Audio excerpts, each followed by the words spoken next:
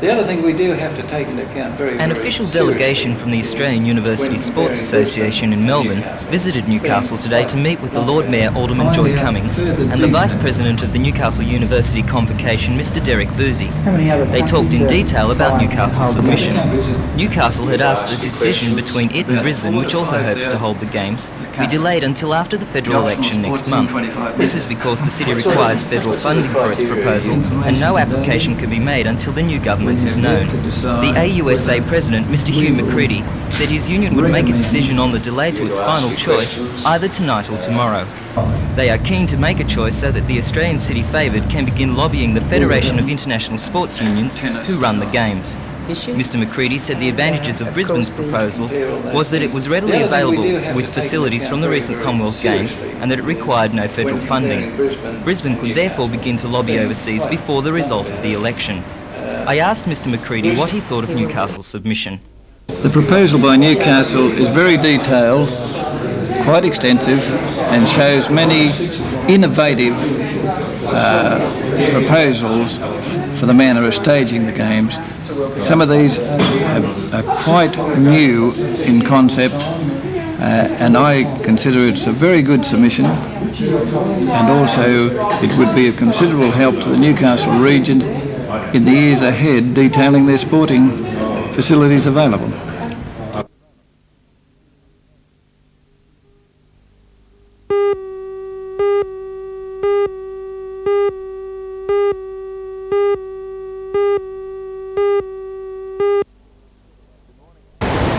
Good morning. Well, it's certainly a cooler way to start the day. The wind's very light at the moment, blowing offshore from the northwest.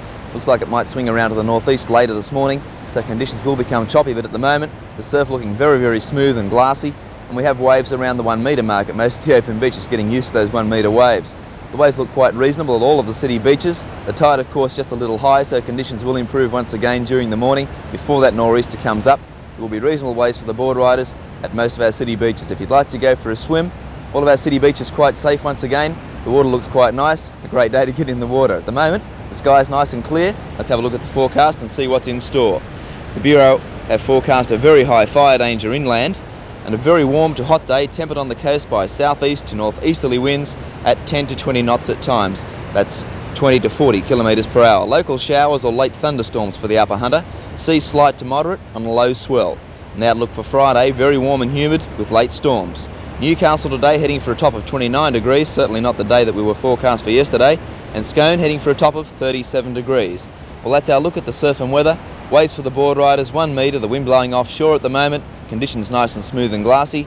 A great morning for the beach, ideal for the swimmers. Looks like there's going to be quite a bit of sunshine this morning with reasonable conditions in the water. Have a nice day, that's it for now.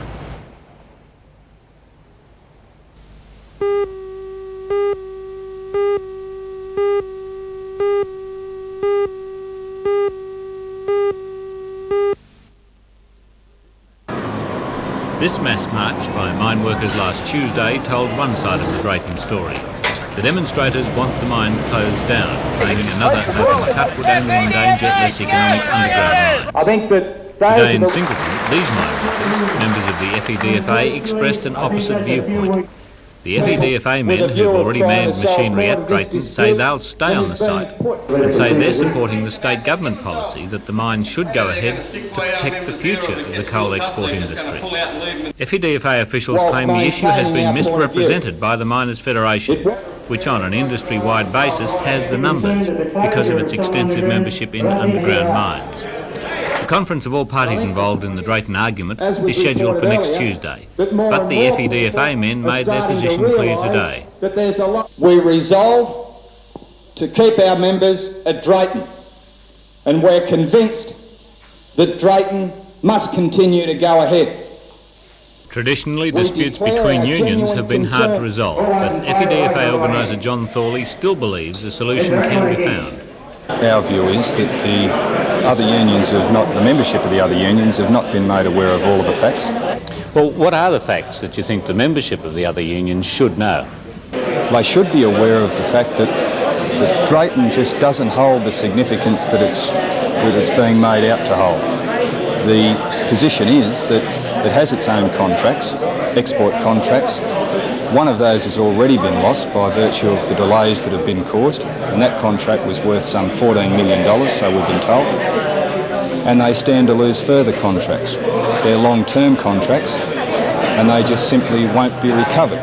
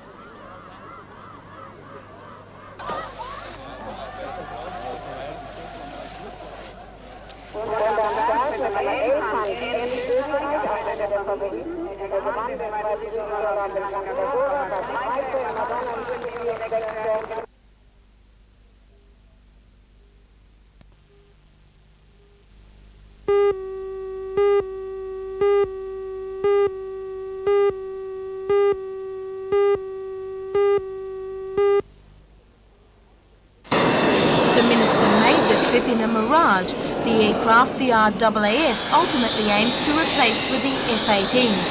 That changeover is the reason for the $100 million to be spent upgrading the Williamtown airbase. The RAAF is buying 75 F-18s and the majority of those will be based at Williamtown. The first of those will go into service next year. By 6 o'clock last night, the Newcastle media had gathered at Williamtown in readiness for Mr Sinclair's 6:15 arrival. However, the wait for the minister was a long one. The stormy weather caused his Mirage to be delayed for more than an hour, and he didn't arrive until 7:30. On arrival, however, Mr Sinclair was none the worse for his trip. He was in a jovial mood and even took some time from his busy schedule to pose for the cameras. Oh, there we go.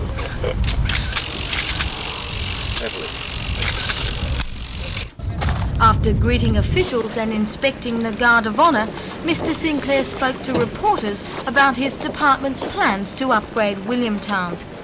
Well, we've tried to make sure in the development plans that we take count of the noise level and the flight paths to ensure that the local community is to the maximum protected. Do you anticipate any resistance to the plans? I would think that the local community will be absolutely delighted. There's very considerable employment that will flow through during the construction phase.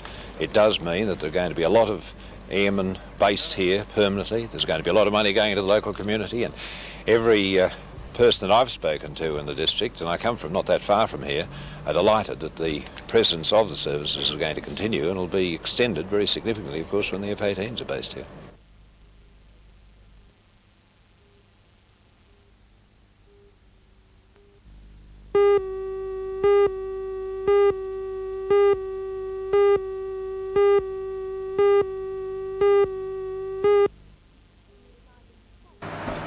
In the United States, as this press report indicates, uni students are expected to come to class equipped with their own computers. The idea may sound ridiculous to Australians, but computing is an important aspect of our higher education. Australian students, however, are slightly more fortunate than their American counterparts. Here, the computers are supplied. The Mathematics Department at the University of Newcastle has just purchased $80,000 worth of computing equipment. The new Unix system means students will be trained in the use of the most up-to-date equipment available. They will be using visual display terminals instead of the previous and now obsolete system of marked cards. Maths lecturer Dr. Sean McElwain. We've really reached the stage where everybody has to have some knowledge of computers. Not everybody needs the knowledge that this system will give them, but I feel as though that school children at least ought to be exposed in some ways to computers and their uses and abuses. But there will obviously be a lot of people who need to know a lot about computing, and this sort of system is the way into that.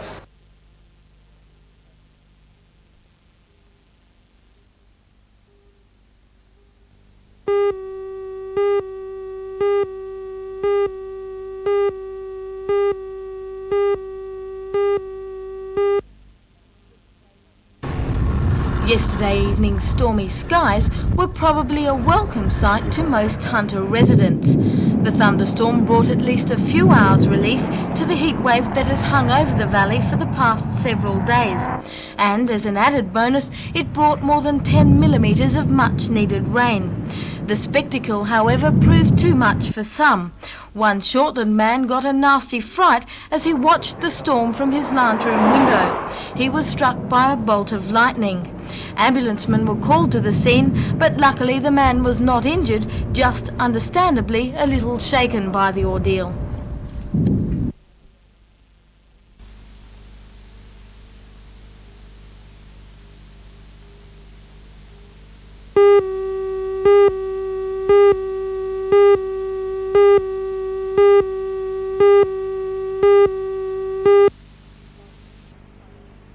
By the end of this financial year, it has been predicted that Royal Newcastle Hospital will be $500,000 in the red. In an effort to reverse this trend, the board requested an efficiency study be done. Chairman of the board, Mr. Graham Mullane, says many of the changes will be difficult but necessary. While the board's adopted them in principle, they'll be implemented in consultation with the staff, and they'll come back to the board if there are problems. So it's not definite that all of the things in the report will be carried through, but some of the suggestions that they've made, for instance in the area of computers, involve the changing of our information system from an American system to using the University of Newcastle computer, and we've done that already, and that's going to save us about $40,000 per annum. In clerical training, they've recommended that we close the clerical training school. They say that we could save about in excess of $100,000 per annum. That's fairly contentious. I think that'll have to be discussed at length with the staff and to see whether it can be implemented. Their recommendations are that instead of the clerical training school, we use on-the-job training and special relief staff provided to the various departments.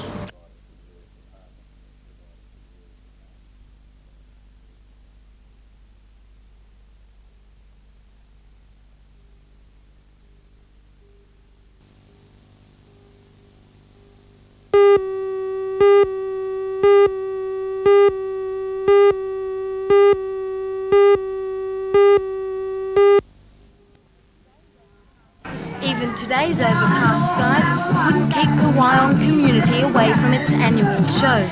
By lunchtime, the showground was crowded, and there was certainly plenty of entertainment on hand for everyone. For the youngsters, there were balloons, sideshows, barrels of ice cream, and of course the ever-popular rides. In addition, there were a wide variety of agricultural and trade displays for the parents. The show organisers are pleased with the response so far and are hoping for an even bigger crowd tomorrow. In fact, the Wyong Show Secretary, Mr. Bill Broadfoot, is confident that this year's event will be a record breaker. The show looks like being a record show this year. We've had a lot of assistance from the Chamber of Commerce. We've got 40-odd trade exhibits in, and it's made a lot of difference. We've got record entries in our poultry section. Our dog show is very much up to standard, probably better than last year. The crowd at this stage looks reasonably good, and I'm expecting a record crowd.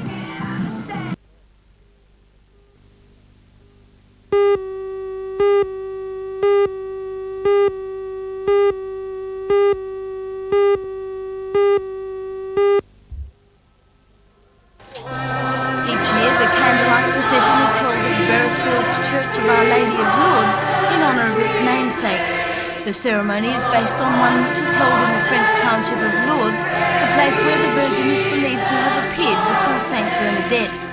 Since the time of that vision, the waters of Lourdes have been said to have special healing qualities, and many sick and elderly people make pilgrimages to the town. Last night's ceremony incorporated a blessing of the sick, many of whom were given small amounts of Lourdes water, brought especially for the occasion from the shrine in France. The hundreds who took part in the candlelight procession came from all over the Maitland diocese, and as the line filed slowly along Delprat Avenue, those hundreds raised their voices in song.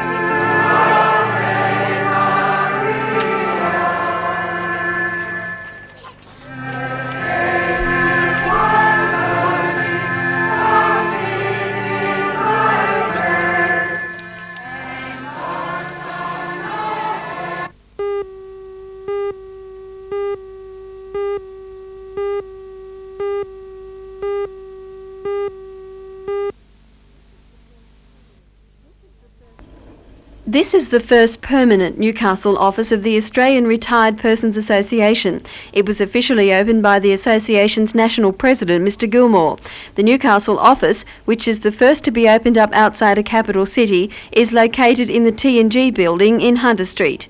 The association was formed in Victoria more than 10 years ago. Since then it has grown and is now operating all over Australia. The new office in Newcastle will enable local officials to expand their services, which are proving very valuable to the community. The Retired Persons Association aims at helping people maximise their income and make construction.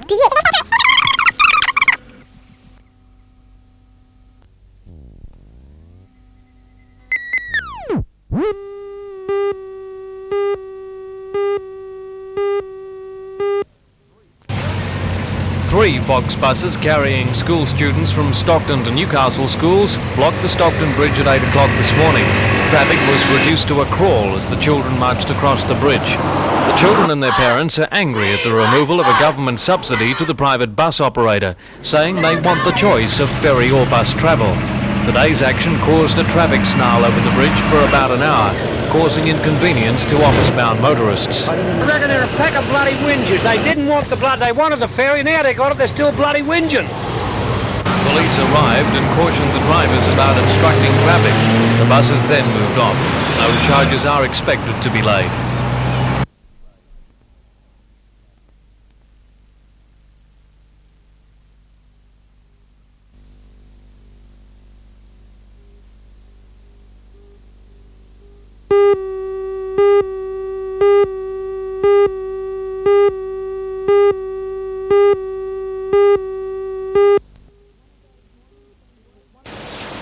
It was one of those mornings when work just didn't appeal. The weather was too good. For those lucky enough to while away the hours on the beach, the conditions were perfect. A low swell, a light breeze and a clear blue sky. The stuff postcards are made of. Then, just after midday, the temperature dropped from 38 to 27 degrees, and the southerly blew in, thrashing trees about and turning Lake Macquarie into a carpet of white water. The winds reached a top speed of 100 kilometres an hour, though despite the gusty conditions, no damage to property has been reported.